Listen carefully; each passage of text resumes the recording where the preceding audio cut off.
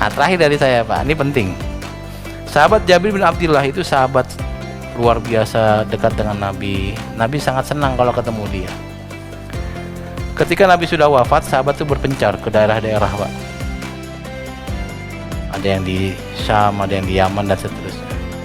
Nah, sahabat Jabir bin Abdullah sebagai orang yang alim, orang yang pintar, mulia, dekat dengan Nabi, dihormati oleh orang, semua orang yang tahu dia pasti hormat karena mulia. Suatu saat dia masuk masjid, masuk ke masjid pakai pakaian rapi sebagaimana ulama itu. Sampai sana dibuka pecinya, dibuka bajunya, sholat cuma pakai sarung.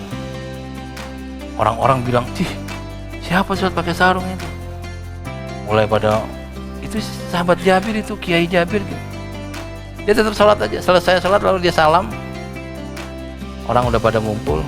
Saya tahu kalian pasti ngerumpi, tapi saya sengaja sholat begini karena saya pernah melihat Nabi berkali-kali sholat dengan seperti ini, nggak pakai pakaian yang rapi.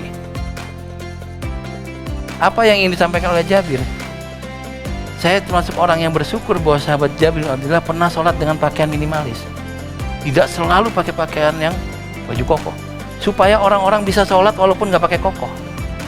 Nanti orang yang kerja itu gali-gali itu Pak, yang di pinggir jalan tuh kan pakaiannya kotor, sholatlah pakai pakaian itu, yang penting suci. Jangan suruh dia ganti baju dulu. Nanti kenapa kok sholat pakai pakaian begini? Lah Jabir aja pakai sarung doang, kan enak jawabnya. Bayangkan kalau Jabir sholat pakai baju rapi mulu, repot itu. TNI yang mau sholat nggak usah ganti seragam, sholatlah pakai baju TNI.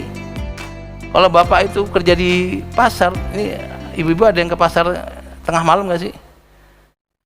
Di Keramat Jati itu kan kalau malam ibu-ibu kan, ya saya nggak tahu ya, rame pinggir jalan tuh ya, yang pakai menor-menor gitu ya. Nanti sholatnya nggak usah pakai mukena serapih ini, yang penting tutup aurat. Tapi kan ini nggak begitu bagus. Lah Jabir pakai sarung doang.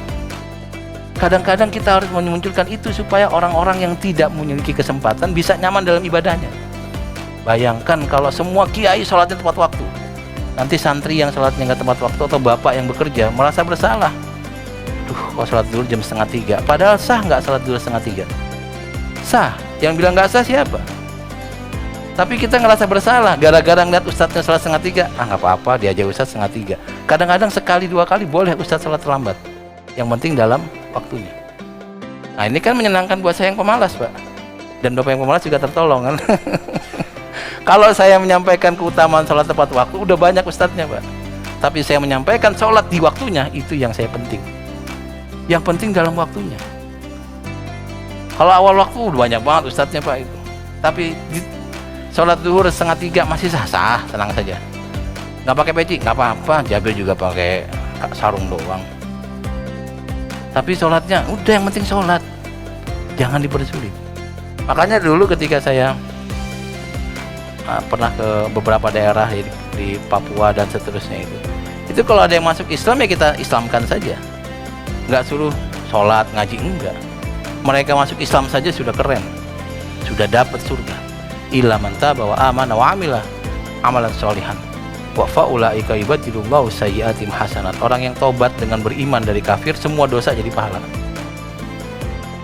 Nanti kalau pas waktu sholat ketemu dia, kita ajak ya ke masjid, yuk ayo. Sampai sana kita tanya, mau sholat nggak? Enggak. Ya udah, kamu jagain sendal saya sholat dulu. Enak, saya sholat yang khusyuk, ada yang jagain sendal. Kenapa gak diajak dia? Saya udah ajak ke masjid, tapi kok nggak sholat? Kan dia nggak mau. Kenapa harus dipaksa? Nanti kan dia dosa lah. Dia baru masuk Islam sudah neraka lagi, nggak enak. Yang dari kecil muslim saja nggak sholat banyak Pak ya. Ada orang namanya Muhammad, bapaknya Abdul, kakeknya Ahmad. Kalau pas Jumatan dia tetap aja naik mobil, naik motor, nggak juga sholat. Dari kecil muslim. Saya lebih tenang. Nah, jadi artinya bahwa saya menyampaikan ini supaya kita tenang beribadah, nggak usah masalah merasa bersalah selama kita lakukan sesuai syarat dan rukun. Kalau nanti bapak ada kesibukan sholatnya nggak awal waktu, sah, tenang saja. Kalau awal waktu, Allah apresiasi lebih tinggi.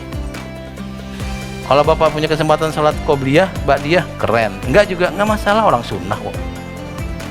Saya kalau sholat zuhur jarang qobliyah, jujur saja, kan enakan jujur daripada bohong, supaya bapak nggak kaget. Karena saya ingin nunjukin qobliyah nggak wajib. Kecuali saya lagi sholat, selesai salam, pas mau bangun, belakangnya masih banyak masbuk yang masih sholat. Ya, masih ada yang sholat. Nah, daripada saya nunggu lama, saya badiah dulu deh. Kadang-kadang begitu. Kok jadi kayak ikhlas urusan Tuhan, Pak. Tapi saya nyaman dengan ibadah saya, itu yang penting.